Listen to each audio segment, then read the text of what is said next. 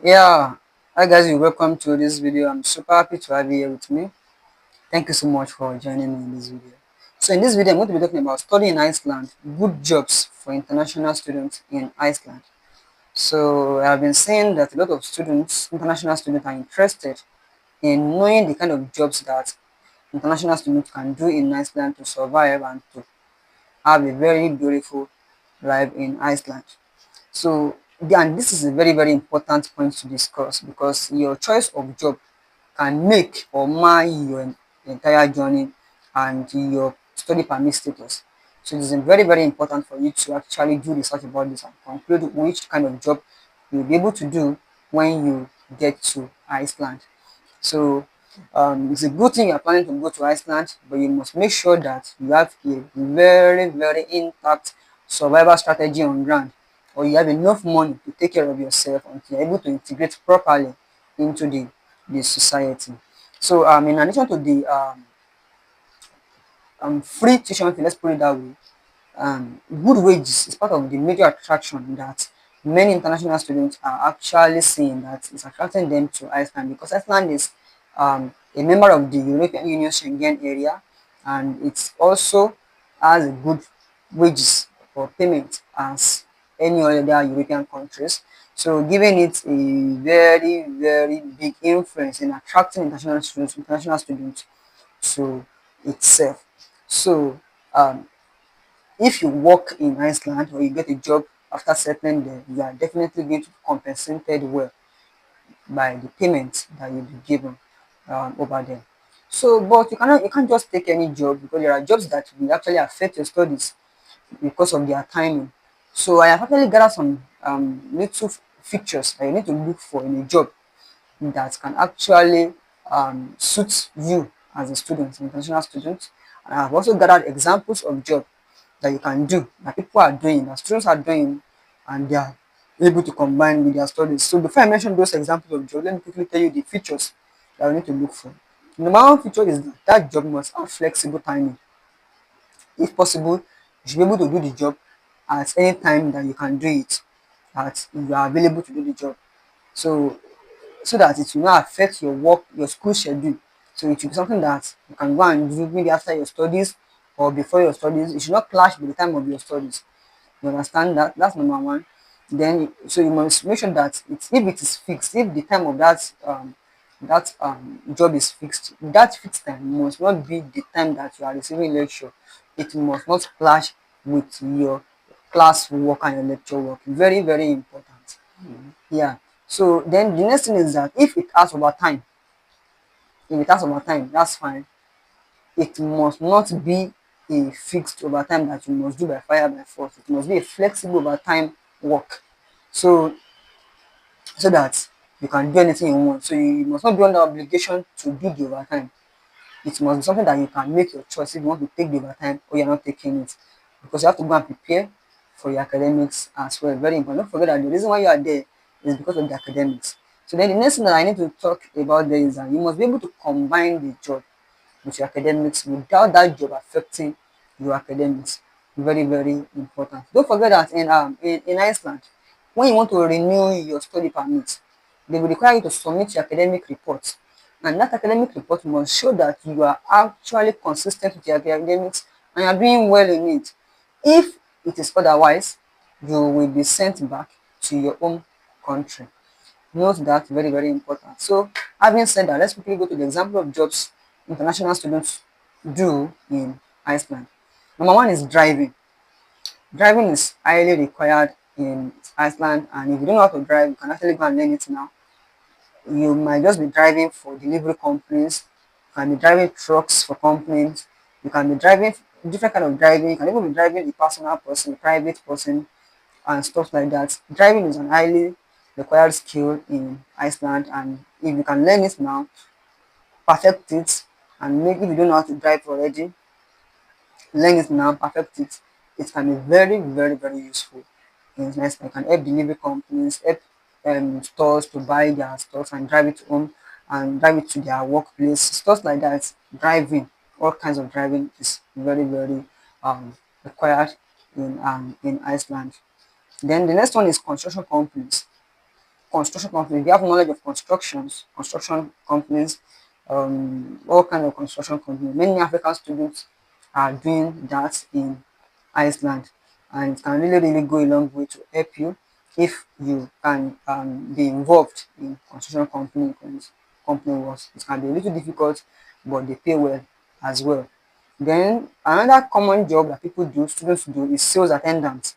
So sales attendants at supermarkets, um, all kind of stores, just name it, different kind of stores, markets, supermarkets, basically. And this kind of job are very flexible. You can easily time yourself um, with your friends and with the company, basically. So you'll be able to combine it with your studies. Many people are doing this job and are able to combine it excellently well with their academics. Another one is teaching. Teaching, many international students in Iceland teach. Some of them teach primary schools, some teach secondary schools, different levels of teaching. So and it's a flexible job as well that you can actually discuss. So you already know the time you'll be going to teach, so that it won't clash with your study. Those are the things you have discussed with your employer before you take the job.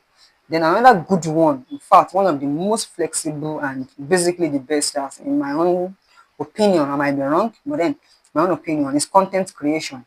If you are very good in content creation and you've been consistent, you've been building your content creation job over time, and you are now having a very big following and you've gotten monetized in various ways, then you can focus on content creation. This is highly flexible, and you can do it from anywhere you are in the world. You don't have to be stick or gummed or localized to a particular station. You can go anywhere in the world and continue your content creation, and continue your consistency in posting. So basically, content creation is one of the great way you can earn and make money as an international student. So you can optimize various social media that I won't be mentioning in this video. You know, public social medias, you can optimize as many of them as possible. So a lot of people are making a lot of money in this. So you can look into it, research about it, and then start your journey as soon as possible.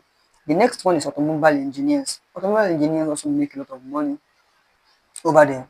In Africa, they pay them peanuts and stuff like that. Over there in Iceland, they make a lot of money in Iceland because they are needed and their service is highly cherished in Iceland. So these people are so rich, they make a lot of money, and they even decide when they want to work. Yes, somebody brought a car to their company. Okay, so yes, they brought the car, and I'm going to repair it at so time. By so time, your car will be ready, or your truck will be ready, or your bus will be ready, as the case may be. So basically, they can schedule when they want to work, and the basic advantage is that flexibility and the fact that they are well paid. They make a lot of money in different ways that I won't really want to be talking about in this video. So it's a very lucrative one that you can actually look into as well. Then the next one is freelancing. So freelancing, in summary, this entails searching for jobs online, skills that are needed online, and many people come online on some website. They put tasks there, requesting people to help them do it, like transcribing, translating, um, um, video editing, ghost writing, and many other skills like that. So a lot of money is in that. So, and in fact, I know people that do that, that does that, and they make a whole lot of money from it. So basically, that's another thing you can look into.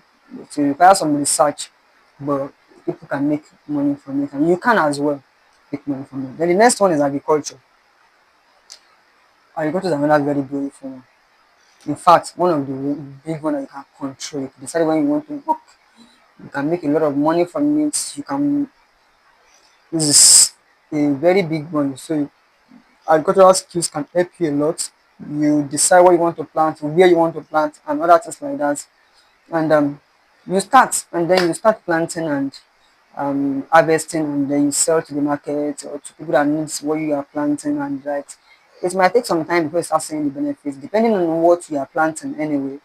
So and the likes like that, it's a lot of money. You get customers who buy from you, and you can use the money made from all this to solve your problem depending on the scale of your farm.